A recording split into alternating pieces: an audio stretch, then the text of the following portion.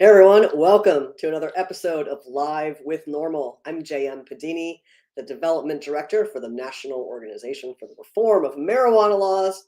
It's Friday, February 14th, 2025, and you know what that means? It's time for us to talk about all the cannabis policy and science news for the week and for me to answer your burning questions live. Hey, let me know where you're watching from. Take a quick second and hit that like, follow, or subscribe button wherever you're watching so you never miss when NORML goes live. And drop a note in the comments. Let me know where you're watching from. Like Nick, who's in Pennsylvania. Nick, I'm so glad you're here today. Welcome, everyone, as Nick says, to the Fun Time Show. I hope we are going to have a fun time. Hey, Rolling Stone in North Carolina. Hey, Michael in Louisiana. Happy Valentine's Day to you as well. Fred in Loudon, Virginia. Hey, Angelica in Arizona. Hey, Jamil in South Carolina. Let's take a look at everyone over here on Instagram. Wow, there's a lot of you. Oh, some of you. Hey, White Marley in Florida. Hey, Steph in New Jersey. Hey, Cushman in Kentucky. Gabe in North Carolina. Hey, Lisa in Pennsylvania. Hey, Queen in Fairfax, California. Not Fairfax, Virginia. Oh, hello, me, myself, and I. I had to read that to see what we were talking about. In Bethlehem, Pennsylvania. Greetings to you as well, Grow in Ohio. I love it. I love it. Hey, Shorty, Abel. I'm going to pretend I know what state that is, but I don't know which state that is. But hi. All right. White Marley, you want to start a NORML chapter? I love that. Awesome. The Queen of Green, I see your question. Don't let me forget. I feel like the answer is going to be, let's find out together. We have a little bit of stuff to talk about that is relevant to that. So I'll read your question. I'm going to say some more things about these other fine people that have joined us on other platforms. But the Queen of Green on Instagram, I can't show Instagram won't let us show comments here, so I have to read them. But I can show if you're watching on YouTube or Facebook or Twitter or LinkedIn. So the Queen of Green on Instagram asks, what is your opinion of how the Trump administration is going to handle cannabis? All right, we'll get into that. Hey, Bernie Drizzle, thanks for the follow. Appreciate it. And you're in Kentucky. You have a great chapter in Kentucky, by the way. If you're not connected with Kentucky NORML yet, please do get connected with them because they're amazing. Hey, Peter in Houston. Hey, Chad in Missouri. Hey, Lisa in Peekskill. Hi, Ellie. Good to see you, friend.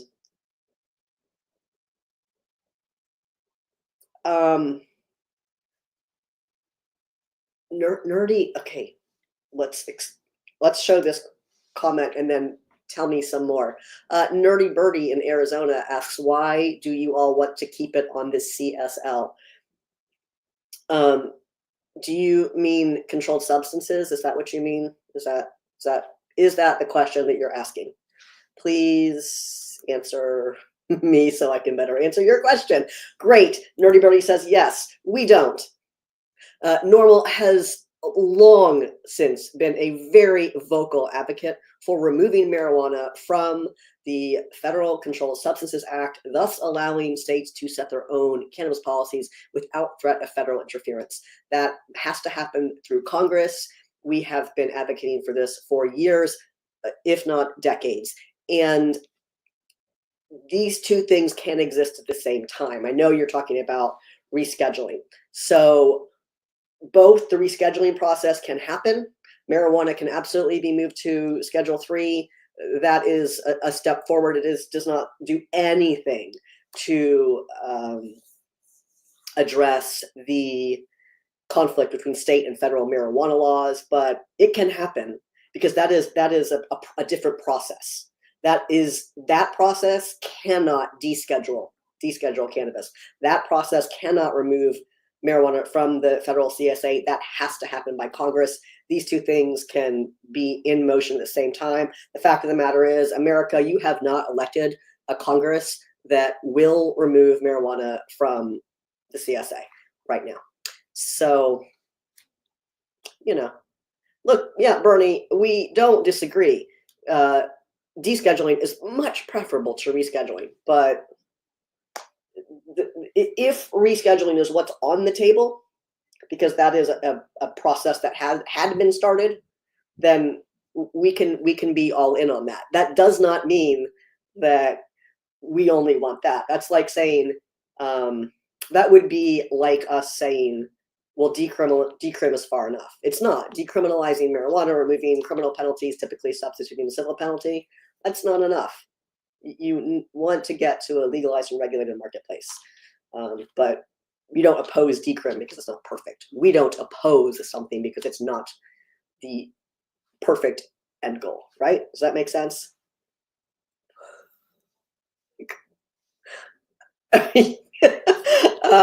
Okay, you have fun with that, kids.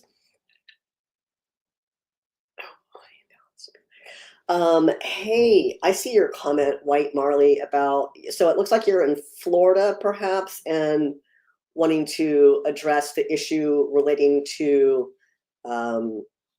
in some states, they prohibit people with priors of different degrees from working in the industry, and that's definitely something you can address legislatively.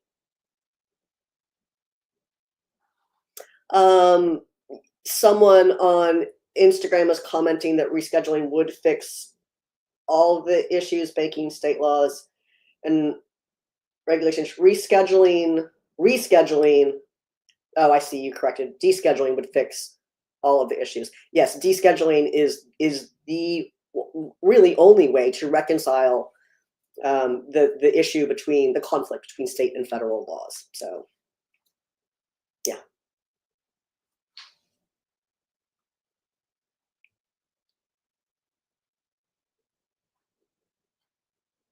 Oh, great to have you here then, the Queen of Green. I love that. Oh, look at these people have such really interesting things to say today. I oh, hello, other people on Instagram. JP Bird is watching from Virginia and says, so how interesting is the veto session going to be this year, meaning in Virginia? I mean, interesting. I don't know that it's going to be interesting, but it's pretty much a foregone conclusion that Governor Youngkin in Virginia intends to veto the adult use retail sales measures that have now succeeded in both chambers. As Rob says, I think real boring. Youngkin will veto without reading. Yeah, look, that's, you're pretty right. I don't think he cares.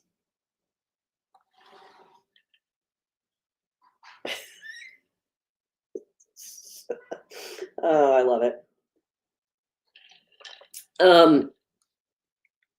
Hey, Papa Doc says South Carolina has to at least decriminalize it, right? There's so much work to be done in a number of states, particularly in the South, particularly in the southern mid-Atlantic region. There's a lot of progress that can be made there. Why would you have that? Okay, I don't. Hey, John. Yes, thank you for bringing that up. John is mentioning Mark Fogel, who was imprisoned, an American who was imprisoned in Russia for traveling into the country with medical cannabis and has been detained there for a number of years. And he was released this week, which is really fantastic. I love this question. Greater Delights, watching on YouTube, asks, what is NORML going to do after cannabis is fully legalized in the United States? Would you try to pressure the rest of the world to follow too? Okay, so there are NORML chapters in other countries. Great question. Thanks for asking. There are other chapters in other countries, and they're doing that work. NORML France is a really fantastic international chapter, and they're doing great work there. Follow them on Instagram if you aren't. What are we going to do? We're going to continue representing cannabis consumers. That's what we do. NORML is not an industry organization. NORML represents cannabis consumers. We believe that those people deserve a voice in the public policy debate. Let's look at it like this. You know what's legal? Education. You know what's legal? Corn. But there is legislation every single year on those issues. And there are people there representing whoever has interests in it. And there is no cannabis industry without consumers. So we're here to make sure that consumers' voices are centered in this debate.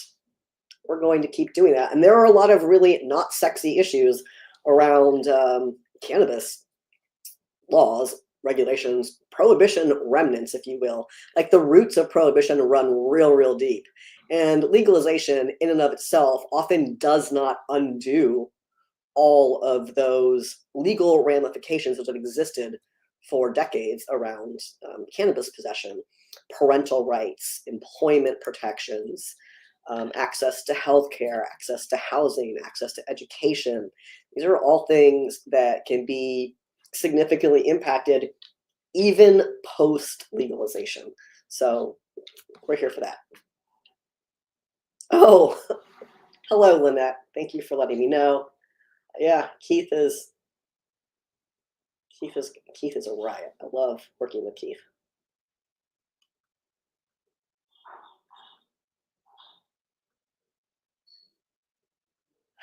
There's a lot of questions. Hold on a sec.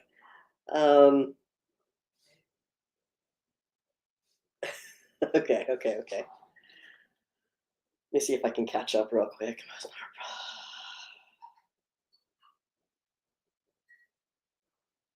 I don't think we're okay. Uncle Charlie says, buckle up, it's going to be a bumpy ride. And Charlie, you can be saying that about so many states or the federal government. So you're not wrong. John, this will be his last year in office in Virginia. The governor is Glenn Youngkin, and this is his last year.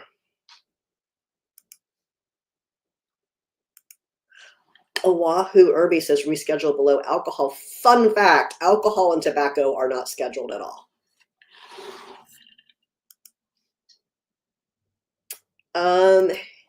Hello, Papa Doc. Thank you for your question. Also, Charlie, Steph on Instagram says you're not wrong. Also. Okay, Papa Doc, do I know, is anything happening in South Carolina and legalizing cannabis? No. Again, in South Carolina, okay, I say no, but in South Carolina, you don't have a legislature at this time that's going to enact legalization. That is very sad for you. You should elect better people in South Carolina. Also, person talking about Texas, samesies. But I will tell you, in South Carolina, there are 4 bills on our Take Action Center. There's the Put Patients First Act. There is a probation drug testing bill. There's a decrim bill as well.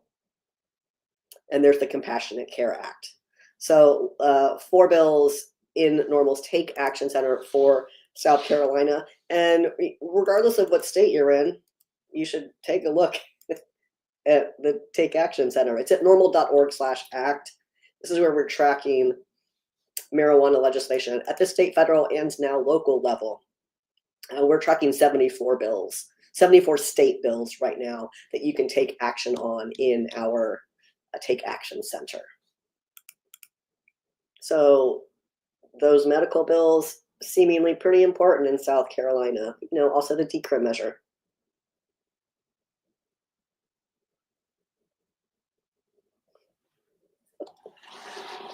I think I have a lot of reflection, but I can't help the reflection on my glasses. Sorry.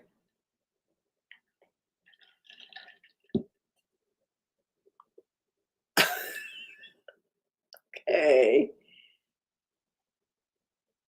Hey, Calvin, thanks for hopping in. Calvin adds to this comment, to this conversation here. Calvin says, here in Kentucky, we are trying to decriminalize. Call your legislators at 1-800-372-7181 in Kentucky and tell them to support House Bill 105 and 106. Perfect. Calvin, we have an action alert up for 106. I don't see 105 up right now, but I do see House Bill 106. Feel free to tell me in the comments what 105 is. Is it similar?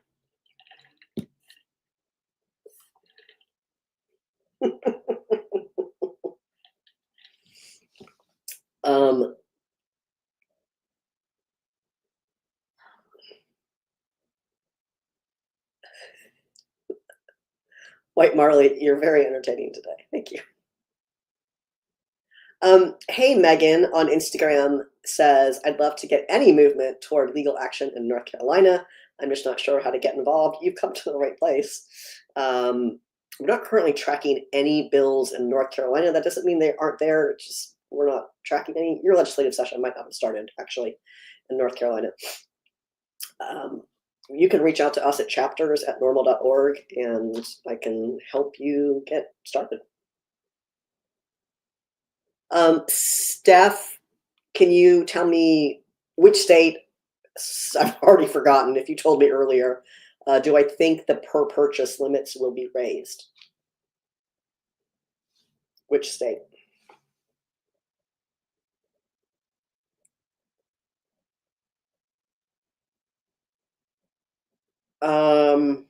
Hey, Michael, thanks for joining us. Oh, New Jersey. No pending legislation yet in New Jersey. I know that personal cultivation seems to be personal cultivation is a very pressing issue in New Jersey. And I feel like, do we still have that alert up? So we have, weird. We do have alerts from New Jersey. For some reason, they are not on the map. But if you, I will let Morgan know that they're not on the map. But under the medical section in the Take Action Center, we have an alert to make medical cannabis more affordable in New Jersey. One for advanced practice nurses recommending medical cannabis. Another one, help prevent medical cannabis price gouging. These are all New Jersey. And then we have a home cultivation alert as well. And recriminalizing, oppose recriminalizing higher potency products. And in New Jersey, let banks and insurers work with cannabis businesses. So, yes, that's what I can tell you about New Jersey. Is that all of them? Yeah, a lot of alerts for New Jersey. But just be sure to scroll down to the list, because for some reason they're not on the map right now. Okay. Michael, you'd like to grow your own at home? Well,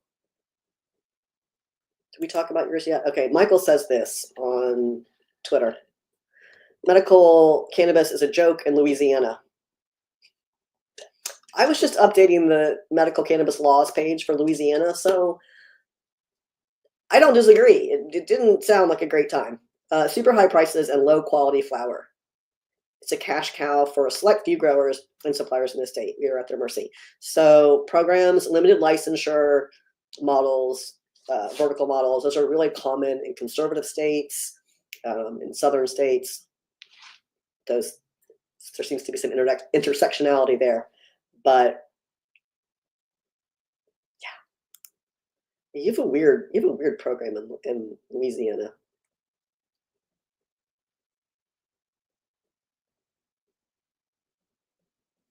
Hey, Angelica, I like your comment. Angelica's watching on LinkedIn and comments, wish vendor training was required for retailers and brands in every legal market. And I mean better trained staff, smoother compliance, and a better experience for everyone. Brands would get stronger sell-through, budtenders would feel more confident recommending products, and consumers would make smarter, safer choices. Standardized education would level up the whole industry. We do not disagree with that, Angelica, not at all. Some states mandate education. Some will mandate a specific brand of education. Some just require education. If your state doesn't, it should. Hey, Chris, Alan, welcome back.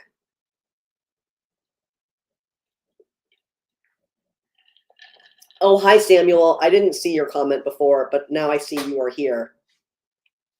Thank goodness I can continue.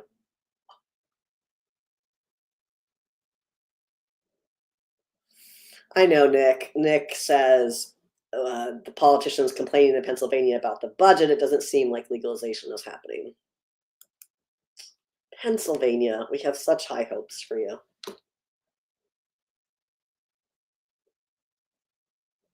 Ma'ams, this is great, but do you mean in a specific state? Because probably. So Mams watching on YouTube asks this question. Mams says, curious question. Generally, Democrats at least give lip service / support this cause. Has there ever been a Republican fiercely pro-cannabis? John Boehner doesn't count. He was post. His support was after he left office. So yes, but in different at different levels. Like I could name a few Republicans who are fiercely pro medical cannabis publicly. That doesn't mean they're not pro cannabis privately, pro adult use privately, but typically we see Republicans finding more comfort with medical cannabis at this point in time.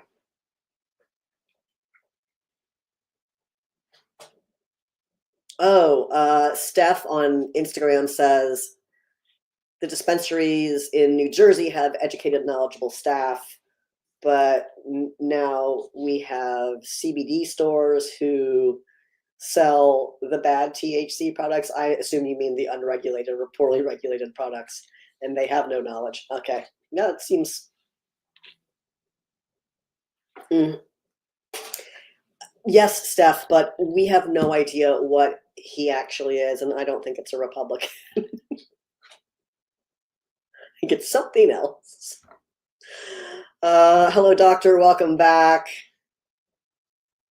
Becca, is that a Republican that you're telling me about? Becca J, you mentioned someone, and before I say that name, I just want to know if that's a person for real. Is that a Republican person? Is my sleep button? Okay. Hey, Ryan, welcome back.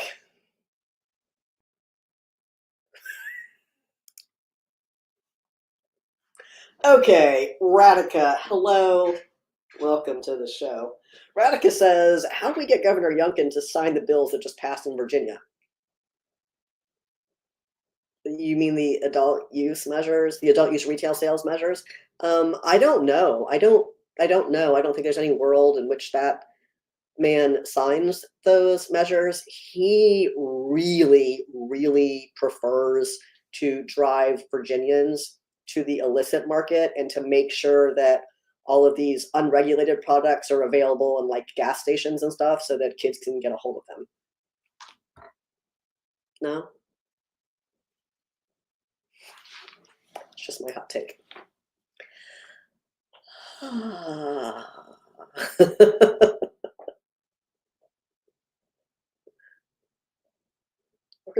hey, Woodyard, welcome back. Good to see you. Hey, Insulin, good to see you. Yes, we did talk about Mark Fogel being home, Woodyard.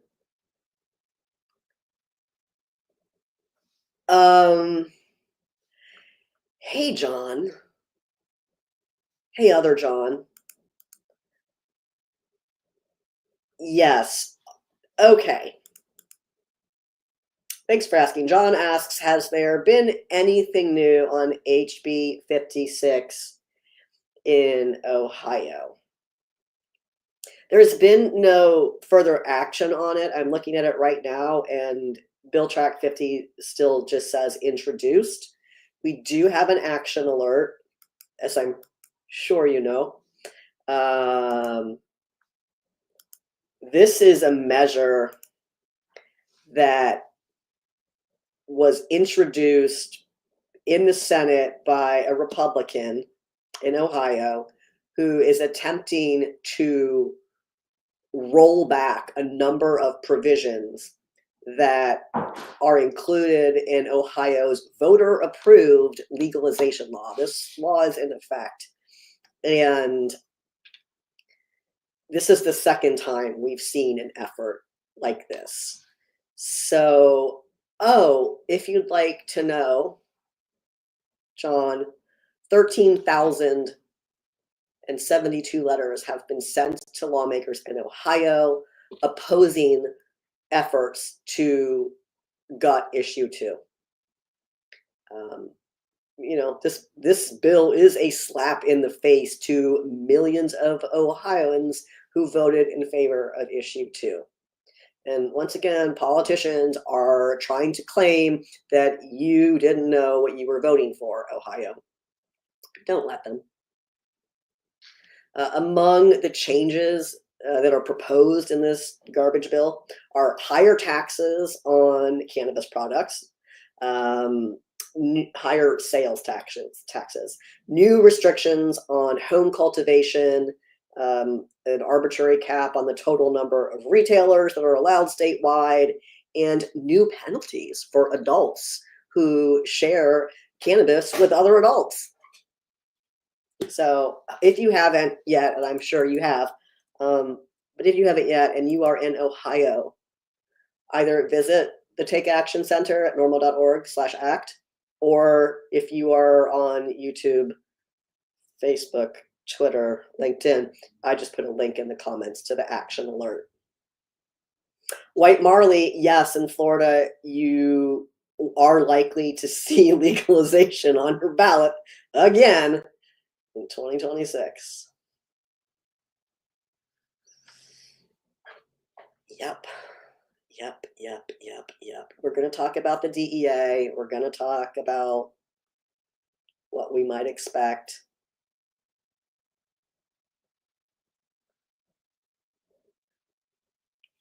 Oh my God. Okay. Thanks, John. Yes, Ellie, let's just get into this one since you brought that up. Thank you. So Trump has appointed a new person, or tapped a new person, to be head of the DEA. And Ellie is asking, didn't they pick someone who served on the Virginia Cannabis Control Authority for the DEA? And then asks, any danger to our medical program in Virginia? And no, he didn't do anything. He didn't. Well, okay.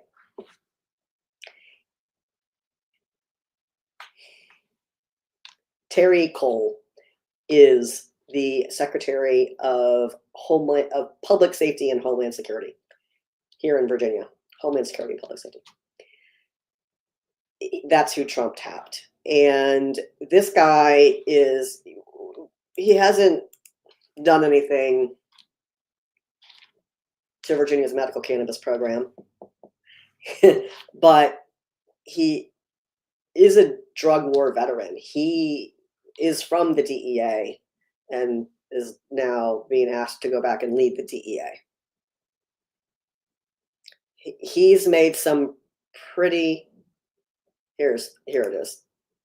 Let me share the link to the blog. We have a whole blog about this, but you can find it right on the front page of NORML. And I'm going to tell you what NORML, our deputy director, Paul Armentano, said. He says, Trump's nominee to head the DEA is a lifelong drug war hawk whose outdated attitudes toward cannabis are out of step with those of most Americans. At a time when most Americans are demanding long overdue changes in federal cannabis policy, Trump's pick epitomizes the failed policies and approaches of the past. Marijuana Moment has a good article about this person as well, about Terry Cole, and includes a lot of social content that he's made in recent years, basically using prohibitionist type rhetoric about cannabis. So to the earlier question about in the earlier question about what's going to happen with cannabis in this new administration,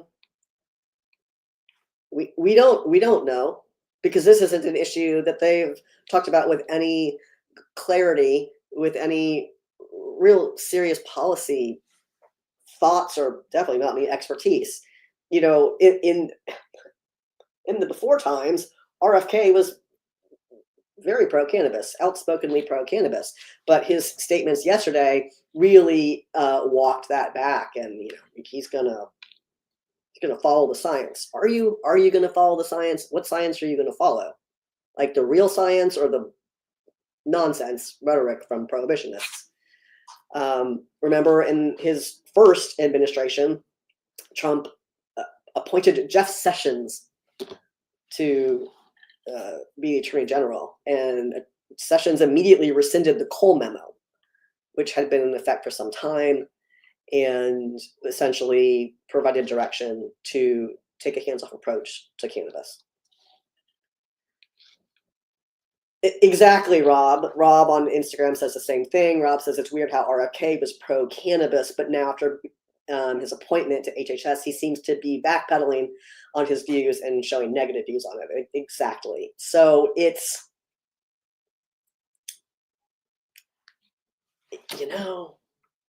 we're all in this together.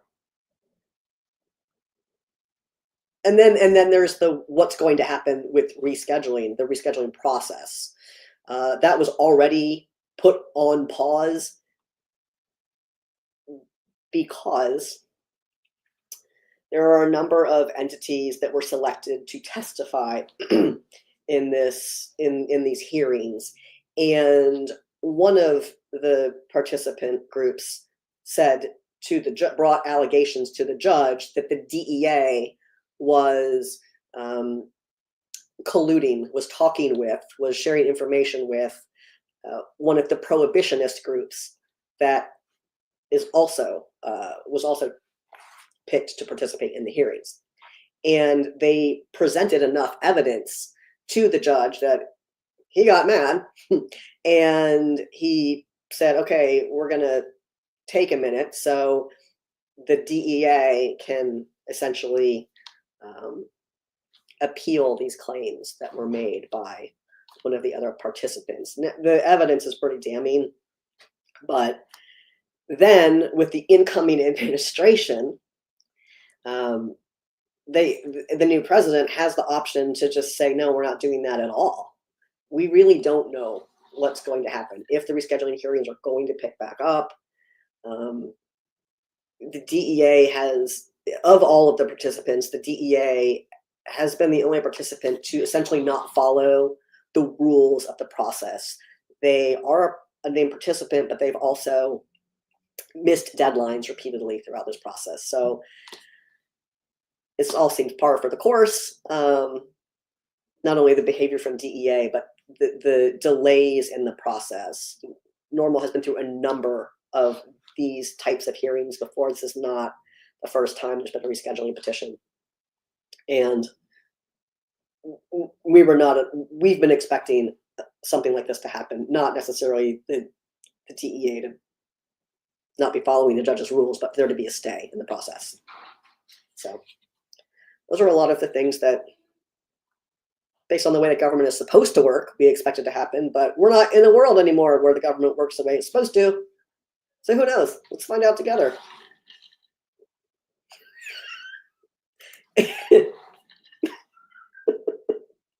Insulin, you bring me so much joy. Insulin says, nothing safer than a gas station vape pen. It's been sprayed with Lord knows what. You're not kidding. That's sarcasm, just in case it wasn't clear.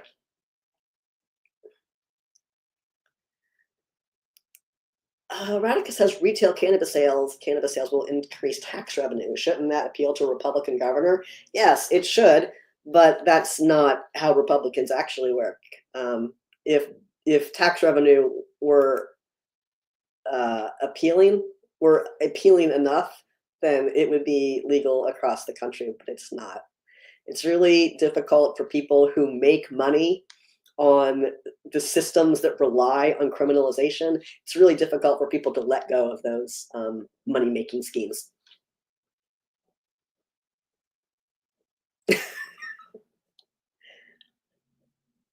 Yes, correct, exactly.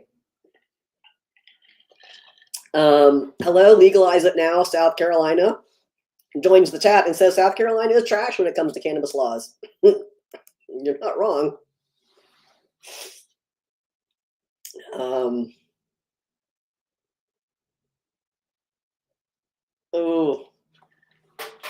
Oh, thank you, Chris. That is like, man, that's, yes. So Chris is commenting on YouTube about one of the remarks made by Terry Cole, the DEA veteran that Trump tapped to lead the DEA. Chris says, I cringed when I saw the Back the Blue hashtag after his post telling us to, quote, don't even ask. You know my stance, meaning my stance on marijuana. Yeah, he's made a lot of really colorful posts like that. Hello, LaTanya. Welcome. Happy Valentine's Day to you as well.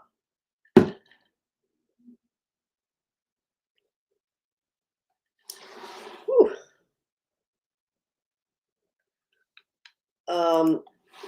LaTanya, let's read your comment. LaTanya says, Indiana feels hopeless. You have some really ridiculous laws in Indiana. You're not wrong, especially being so tied to federal government. We need some help in Indiana. Well, you do have a really fantastic NORML chapter in Indiana. They just celebrated their 50th anniversary last summer. It's pretty significant. Michigan is legal, Tanya goes on to say. Advertising cannabis is legal in Indiana, but smoking is not. Seriously? I want to make some noise about it. I've seen several people be pulled over and searched down for marijuana purchased right across the border. What can we do? Get involved with Indiana NORML. That's definitely step number one. Step number two is vote. It is all about the vote. You know, I think that it is entirely reasonable in states that have not yet enacted any meaningful reform to truly focus your efforts on what you can do. And so this will often mean accepting something that's not great. It's what we did in Virginia. We started in 2015 with an affirmative defense for the possession of CBD. That didn't feel good, but that was 2015. Oh, I'm sorry, an affirmative defense for the possession of CBD only for people with intractable epilepsy. That was 2015. In 2021, we legalized adult use. So you can go from nothing to something significant in a short amount of time, but you have to be willing to start where you can, right? There are folks out there who think that it is an all or nothing, and that is a really privileged place to be. say, well, I don't like this. It doesn't do what I want it to do, so I'm taking my ball and going home. Like, what a mighty pillow of privilege you must rest your head upon at night. If you can pass a measure that keeps 10 kids and their parents from being separated and behind bars, that's great. That's a great place to start. It's not perfect. It's not good enough, but it is a great place to start. You have to start somewhere. So if you are in a state that does not have meaningful reform, like Indiana, those are the types of bills to be talking with people in the majority, so Republicans, that would be willing to advance these measures. And you're really getting into things like sympathy porn at that point. Like that's how that sausage gets made. Look at these people, look at how they are suffering. Can we please help them? It often means starting with children.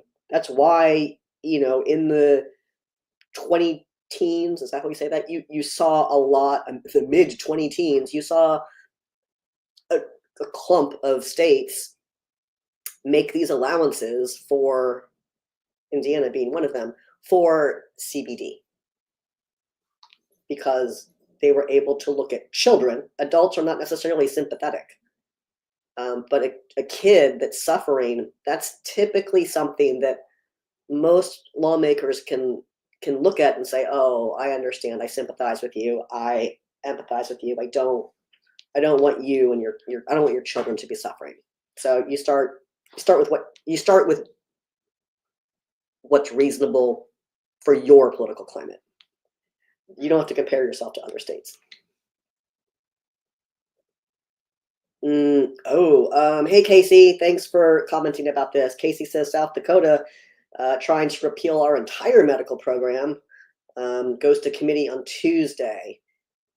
Casey says, I just read that a rep has a bill for adult use in Indiana. Maybe you're wrong, but the Indy bill has a bill trying. Let's look at the map. Oh yes, South Dakota. Good old HB 1101. This is a bill to repeal the provisions related to medical marijuana. We do have an action alert for this, Casey. I am going to put it in the comments for you now. And Casey, this is going to sting when I tell you this. Only 82 people have sent this email to their lawmakers. I know that South Dakota is not the most populous state, but you probably could get more than 82 people to send this email. So Casey, I just put that in the chat. I hope that you grab the link. If not, you can find it on the Take Action page, norml.org/act. Please, please, please make sure you are sharing that with your, excuse me, with your network.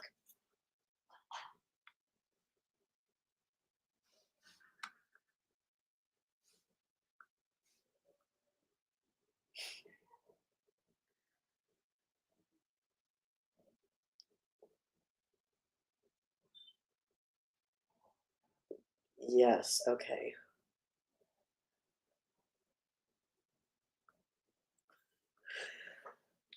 Whew.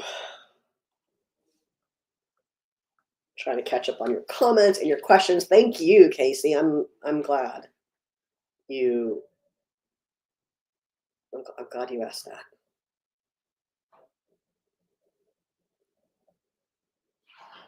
Melissa, what are you talking about? What's the icebreaker bill? Tell me more. What are you asking about? And then someone asked about Indiana. There are 7 bills in Indiana. There are 7. There's a decrim bill, which is HB 1145. There's a medical bill, which is HB 1178. There's an adult use measure as well, HB 1630. Also, SB 113. Another medical bill, SB 341. Another medical bill, SB 400. Lots in play in Indiana, 7 bills. You can find all of them at NORML, the action alerts, normal.org/act. Oh, thank you, Melissa. Thank you.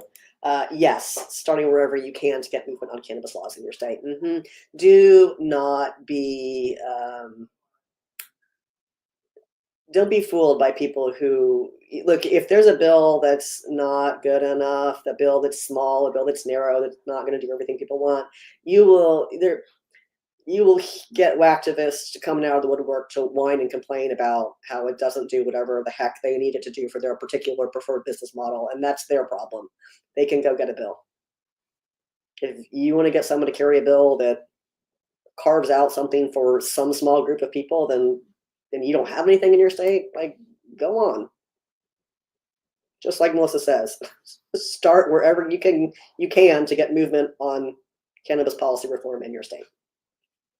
That is okay. All right, let's talk about some more news. So we did the DEA one. Wow, that was neat. Since we're talking about state stuff, I think I might have mentioned this last week, but it bears repeating that there is a bill that was introduced by, oh, that's right, a Republican lawmaker in Montana that calls for state surveillance of any cannabis purchases.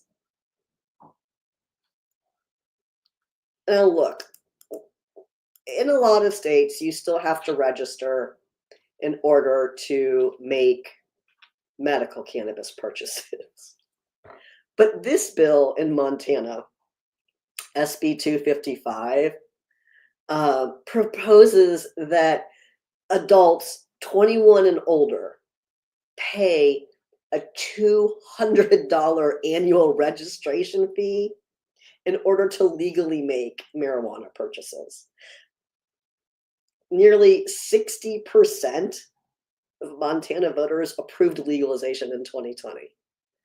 And sales began in January of 2022.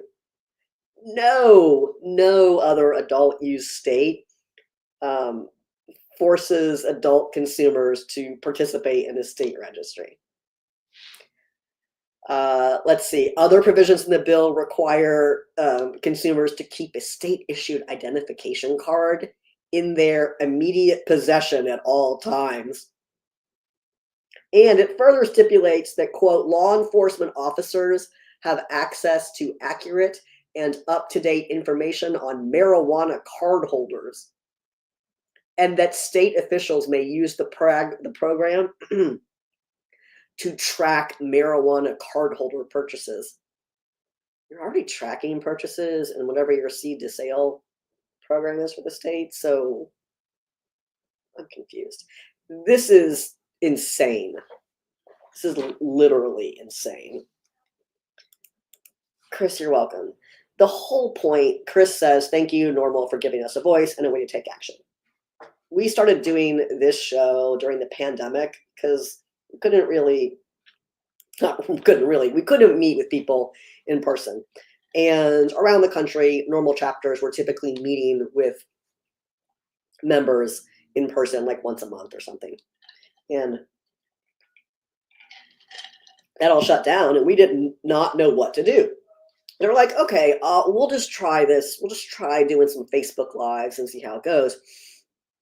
And, here we are, however, 400 years later. But the whole point was to demystify this process, to, share with people simple but meaningful ways that they can take action, and to explain, what's happening in their state and why they can do these types of things there and why they can't do those in that state. Not every state has a ballot measure. So, people would often ask us, oh, when am I going to vote on it? Well, if you're in a state without a ballot initiative process, never. The only time you're going to vote on it is when you elect the people who represent you. So Thanks for saying that, Chris. Hey, Randy, welcome back. Yeah, and other Chris says a lot of these. Other Chris says a lot of these red states are doing some real crazy stuff. Yeah, and yes, that's definitely something Virginia's experiencing. Um, I would say growing pains, but it's nothing's growing.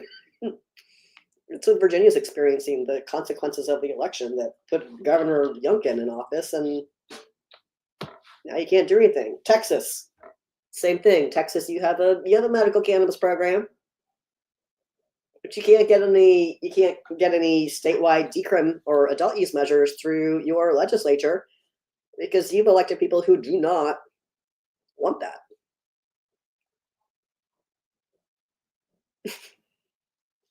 Insulin, I see you.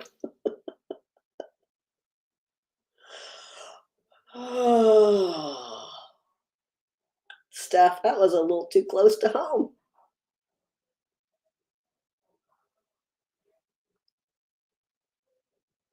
Okay. Everyone. Oh, your comments are killing me. You're hilarious. Okay. We did Montana. We did the DEA. I'm saving that one for last because it's the one where you go, yeah, duh. Here's a. I like this one. This is a good one. I mean, they're all good ones, but this is a really good one. So, judges on the 8th Circuit Court of Appeals this week, wasn't it? Rejected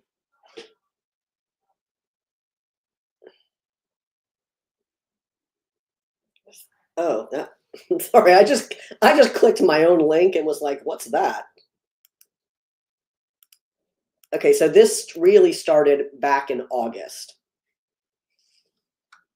And then this is happening again now. Thank you. Watch me catch up in real time. Judges on the 8th Circuit Court of Appeal have rejected arguments that the federal government can unconditionally bar adults from possessing firearms because of their status as cannabis consumers. So thank you to judges on the 8th Circuit Court of Appeals. The court goes on to opine that, and here's what the court says. Nothing in our tradition allows disarmament simply because the defendant belongs to a category of people, drug users, that Congress has categorically deemed dangerous.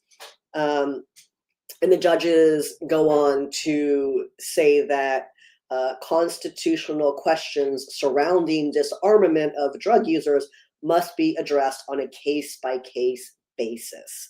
Federal officials have long maintained that marijuana's illicit status under federal law precludes any consumers from legally owning a firearm. And this ruling is the latest in a series of decisions challenging the government's interpretation of a 1968 law that prohibits the possession of a firearm by an unlawful user of a federally controlled substance. Judges on the 5th Circuit Court of Appeals have twice ruled that Americans' Second Amendment rights cannot be infringed based upon one's substance use. So there's also a separate legal challenge to the federal government's ban that was brought by Nikki Fried. Nikki Fried serves on the NORML board of directors, and she was formerly the Florida Agriculture Commissioner, along with several medical cannabis patients. Nikki brought this legal challenge, and it is still pending in the 11th Circuit. So there we go. I did share that. If you cannot see, it looks like it posted to Facebook and to YouTube.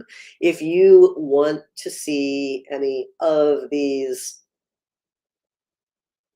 articles, you can find them at norml.org, and you can get them delivered to your inbox.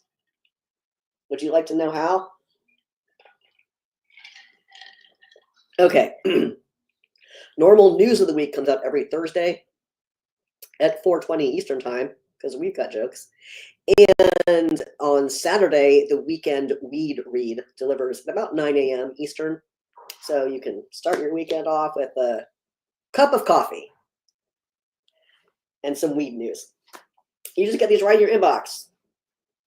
We'll talk about it on Fridays. Be great. Happy Valentine's Day to you too, Dawn. I have hearts on my tie, which you would have seen if you were at the General Assembly with me this morning. Ooh.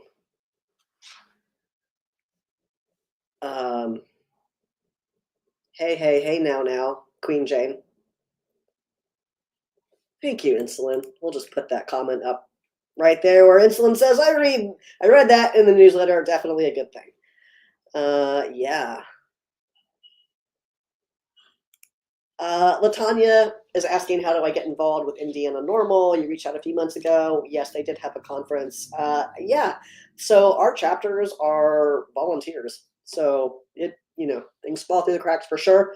But you can email me at chapters@norml.org, and I will get you connected with them.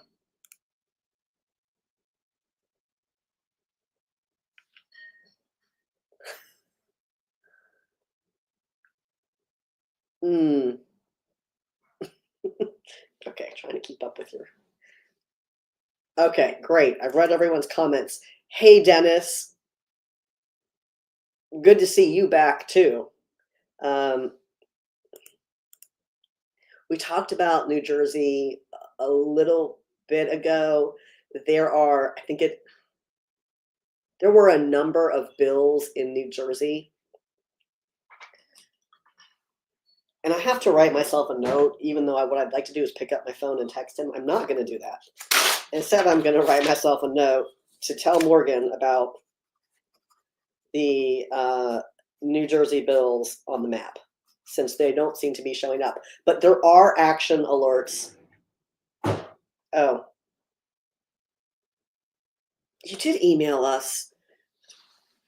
Hey, Queen Jane, I don't recall seeing your email, so email me again, please, and thank you.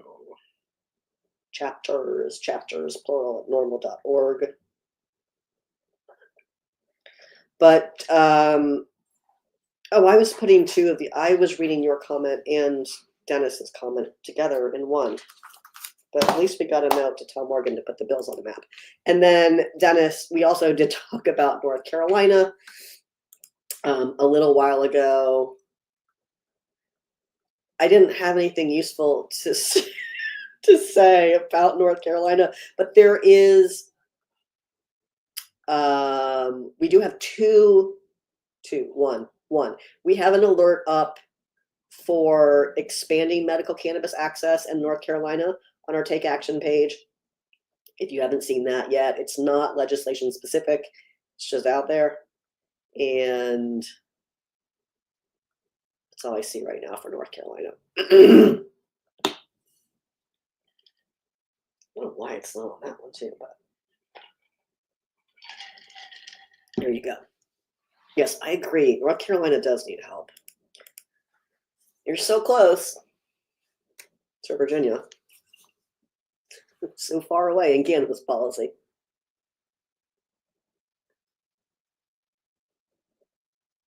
Oh, you connected on LinkedIn? Okay, great. I see your name now. Thank you. We can chat there. Queen Jane. I'm going to make a note on my special piece of paper, because apparently it's a low tech week. All right. Hey, Kevin. Let's talk about it. Kevin says, what do I think about Alabama trying to take hemp products off the market? What's going on? I suspect this is similar to what's happening in many states around, what has already happened in many states around the country. Typically, states that have regulated adult use do not see the level of proliferation of these unregulated intoxicating hemp products that states without legal access experience. Alabama is a prime example of that. I am not intimately familiar with that bill, but I suspect it is something similar to measures that other states have passed. If you know more, please tell me more about it, Kevin, in the comments. But it's not uncommon to see states say, "Oh, federal law allows people to perceive these loopholes and sell these products. So, so our state is going to write our own laws," which they can do. And the Fourth Circuit just ruled that, in fact, states can write laws specific to hemp that are more restrictive than federal law is. And states are doing that, and I suspect that's what it is. Yeah, yes, Dennis, status quo where you are.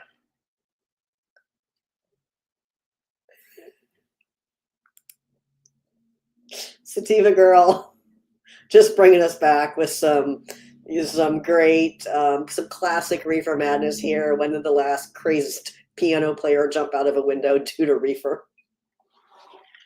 I don't know. That jazz cabbage. Who did I see? It might have been a Virginia person, but someone recently said hippie lettuce in the news. It was a lawmaker, and they referred to weed as hippie lettuce, and I was just like, that's a choice. That's a choice. You said that out loud and in print. Happy Valentine's Day to you, Chris.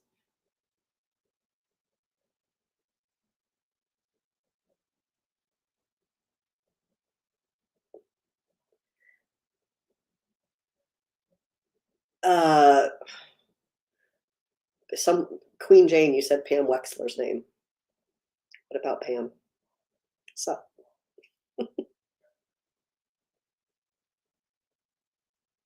ooh.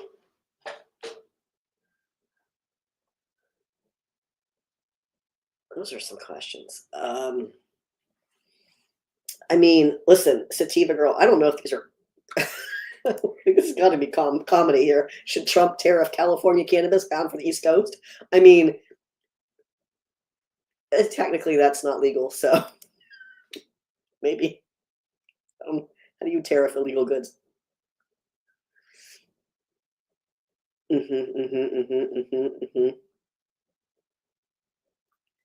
No. Dennis says, do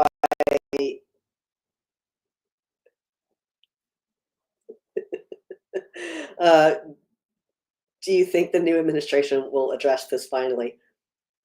More specifically,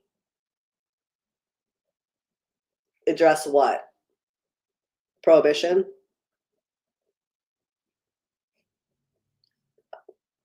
No, I don't. Also, we don't even know if they're going to pick back up with the rescheduling hearings. That's something the administration does. Well, the president can control, is whether or not this hearing process moves forward. But when it comes to ending federal prohibition, that's Congress. Congress has to do that.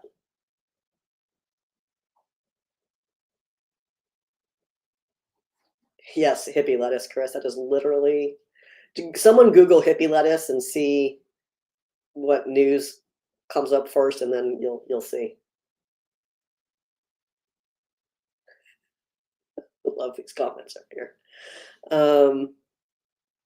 Oh, medical. Do I think it? No, I don't think they'll do anything. I don't think the federal administration is going to do anything meaningful.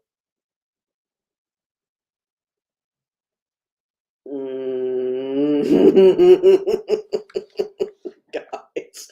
Hey, Barb, South Carolina. We talked a little bit about South Carolina a few minutes ago. There are 4 bills for South Carolina in our Take Action Center right now. There are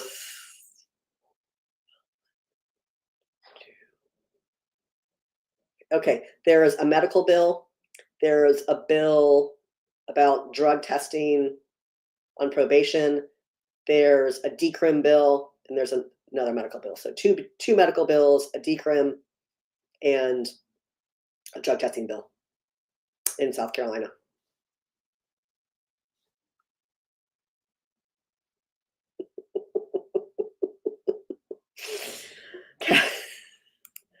Yes, let's call it counterculture broccoli from now on, says Brian. Perfect, perfect, perfect. A few more newses for you here. These three more to get through. All right, let's do it. These two are going to go hand in hand, and I feel like I'm going to sneeze.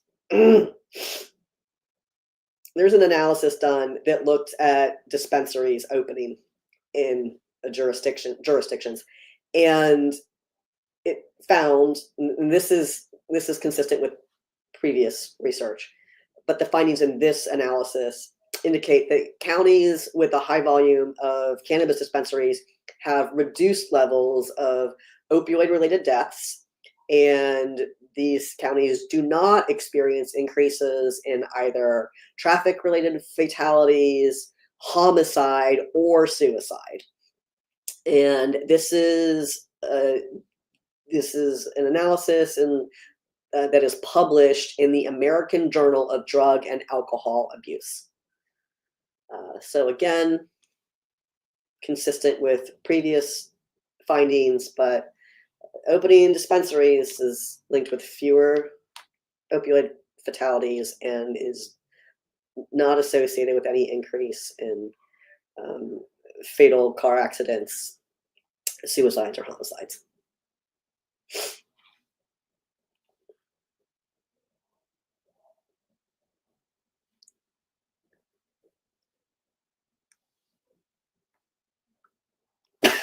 I can't with you. Okay. I see everyone's comments on multiple feeds at once, and it's very entertaining to see the conversations you're having with each other.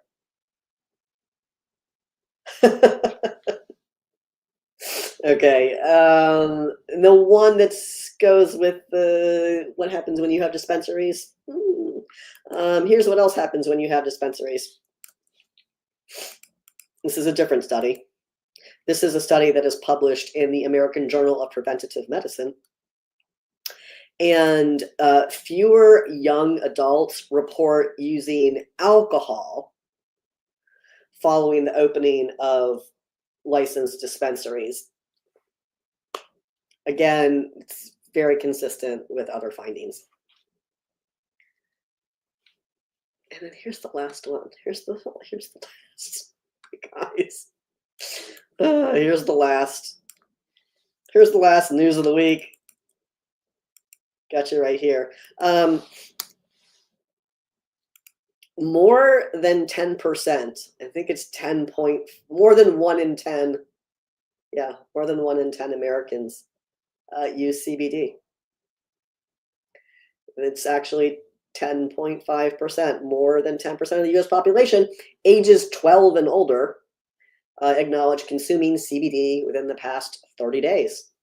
And again, this is data that is published in Preventive Medicine Reports.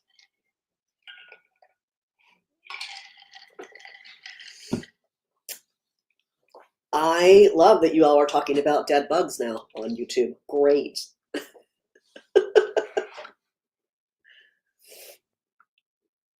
Oh, hi, Jacob. We have an article about that. So Jacob asks, first of all, hello. Thank you for joining. Second, Jacob asks, should we be worried about Trump's new DEA head going after states? Let's find out together. He is currently, this is Terry Cole, is the person that Trump tapped to head DEA.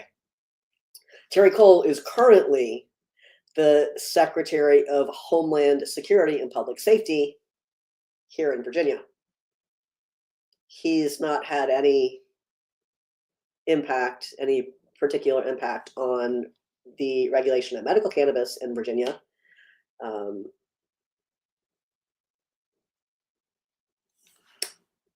But, Jacob, I'm sure you, Sativa girl. Whoa. Um, we talked about earlier, remember when Jeff Sessions was appointed in the first Trump administration to be Attorney General, and he did some wild and crazy stuff like rescind the Cole memo. And, yeah, I don't know. Look, I don't know that that's meaningful or not. We really don't know. Like, that was rescinding the Cole memo was pretty serious. Insulin says too many people in that thing, Doge, are smokers and Joe Rogan fans. What's Joe Rogan doing for us? Nothing is happening with it. I don't know. We'll see what happens.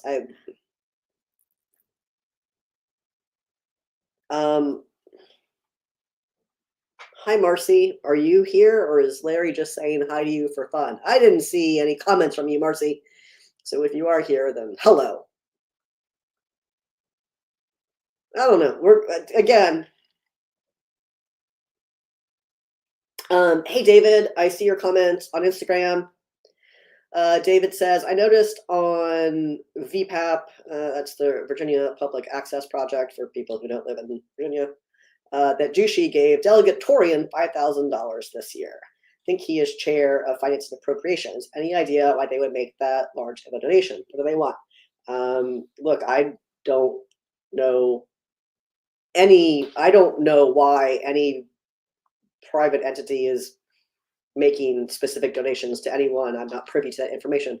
What I can tell you is that that is par for the course. Typically, you will see businesses, cannabis business included, typically you will see businesses donate to people who represent their districts, and you will see businesses donate to people outside their district who chair committees that their legislation typically goes through. You'll also see businesses donate to lawmakers in other leadership type positions that don't necessarily represent their district. That's how the process works. Whether I'm not here to say it's good or bad, but businesses give politicians money. They are allowed to do that in America. And I don't think that any of us, I can't speak for other states, but I can talk about what's happening in Virginia. I don't think anyone in Virginia needs to get worried about whether or not a medical cannabis company that's operating in someone's district is giving money to their representatives. That's what businesses do. And their donations are pretty small. Like $5,000 is not going to be at the top of the. Look at the rest of the donations that delegate received, and then see it kind of gets they're down here. It's just how it works.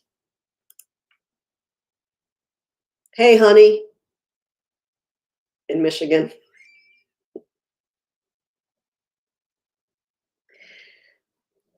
Jacob.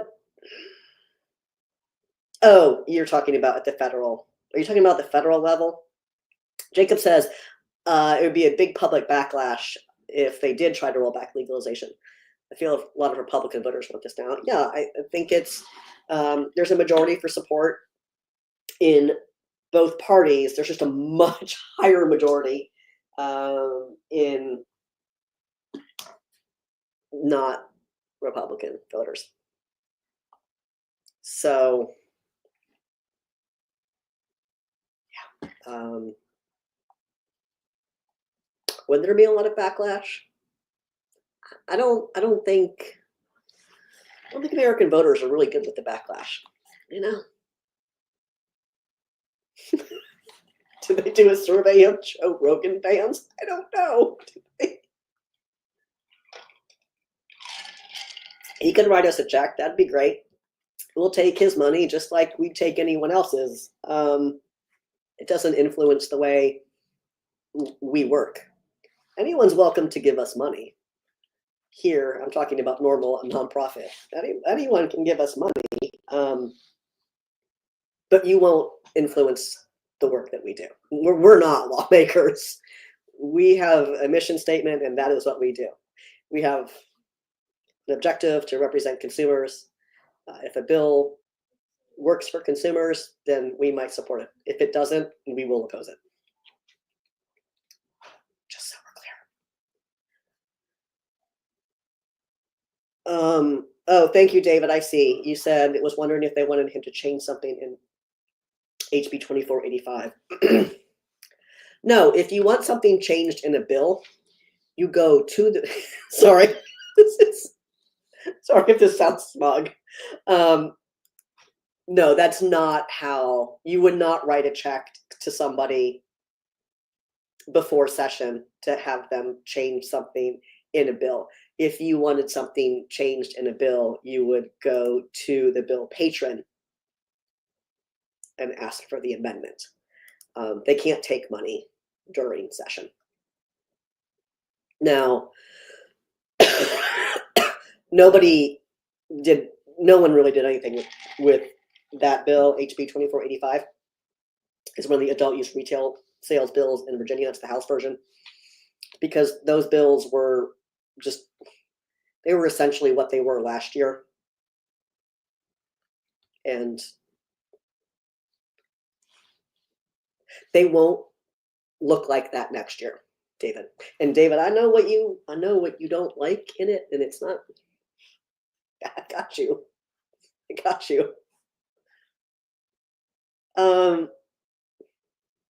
Hey, Marisa, do we have a newsletter? Yes, we do. Would you like to get it in your inbox tomorrow morning at 9 a.m.? Because that's when it's happening. Go to norml.org/subscribe, or you can just go to the front page. There's a box up in the top corner. Put in your email address, your zip code, and then make sure you check the weekend weed read box. That way you get the weekend version too.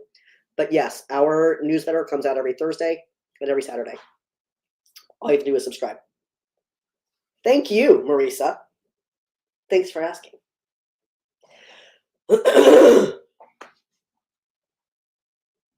Hey, Civics Cannabis. Civics Cannabis says, educate everyone. Cannabis has no politics. We agree. We're a nonpartisan organization. We're just here to represent consumers and do their work, and we are not here to represent business interests. And it's fascinating how many people with business interests come in this. Those are the only people that come in here and shout and whine and shake their fists and yell is because they don't like laws in their state that aren't working for their business. I mean, you don't see consumers coming in here getting irate.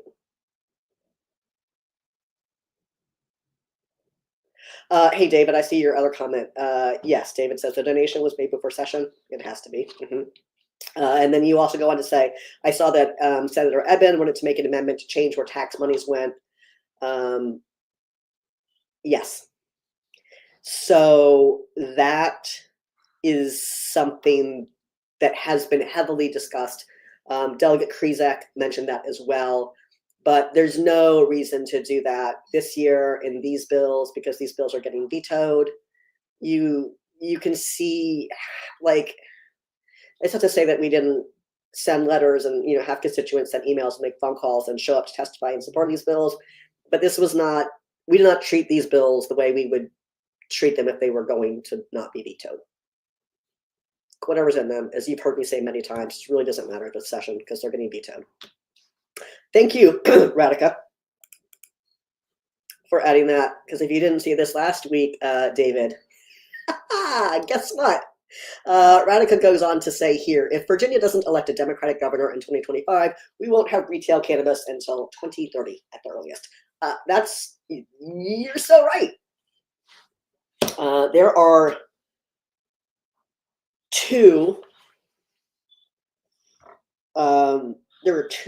sort of candidates who are out in front right now for each party. In Virginia, you have Abigail Spanberger, former congresswoman, Abigail Spanberger, who's sort of the leading candidate right now for the Democrats. And then you've got the current lieutenant governor, Winsome Sears, who is the current leading candidate for Republicans. You can see their voting records on marijuana, and you can see their comments on NORML's Smoke the Vote voter guide. It's at vote.norml.org. I can tell you that Representative Spanberger voted the way NORML wanted her to vote on. I'm not saying she voted that way because we wanted her to. I'm saying she voted the way we would have liked her to vote on every bill that she had the opportunity to vote for when she was in Congress. And the current lieutenant governor has said some really wild things about marijuana. You can read them for yourself. Yeah. David, it wasn't that people didn't want to work them. It's just there was no reason to, because if you know this bill is getting vetoed, save your breath. The bills are not well constructed. That's my opinion. I know where these bills started, and they did not start from a place of good intention. There are much better versions of adult use retail sales legislation that we had earlier in Virginia. The version right now is no. And I'm glad you say, David says, I'm learning a little more each year. Great, that's what we're here for. I love that. That's what I want for you.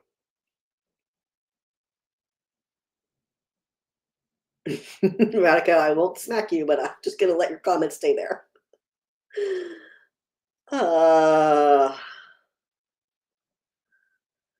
Oh, why do you weird people have to come in here? I have to ban you. Who's that? Let's ban that person. Block user. Thanks, bye.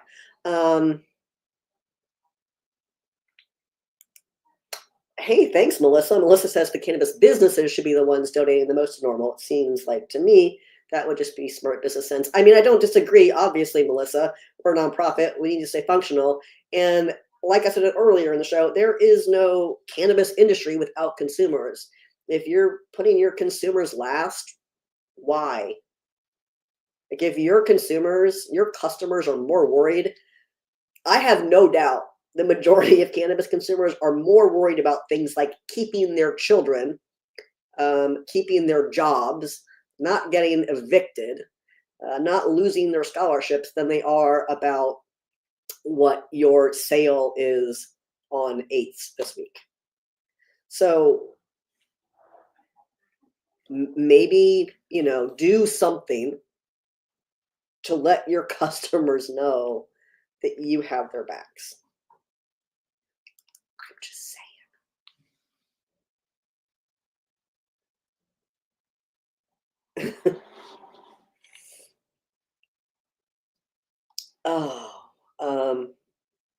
Thanks for watching, honey. I'm glad this person's name is Honey, by the way. Thank you for watching. I'm glad you were able to hear.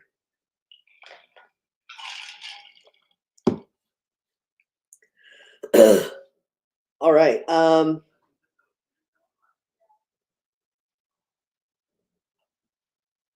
Yeah, David, I appreciate that. I'm glad that you are watching.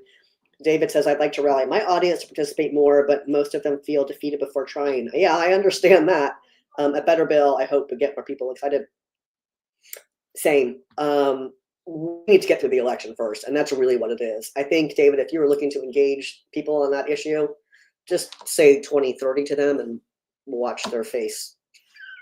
Because when I first heard that, I was like, oof, that is, it's true. Hey, Coco in the 808.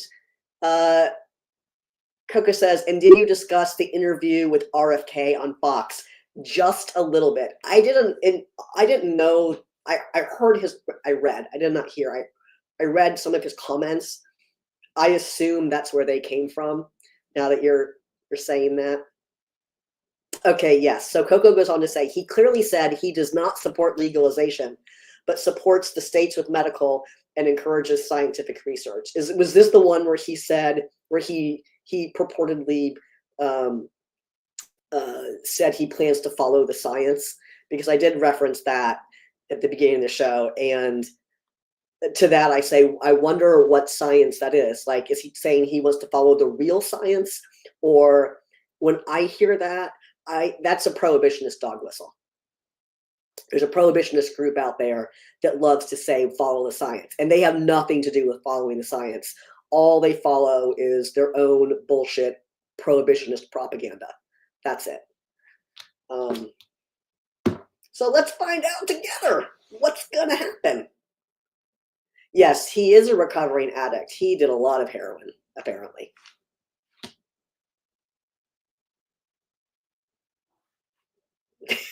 Exactly, Brian.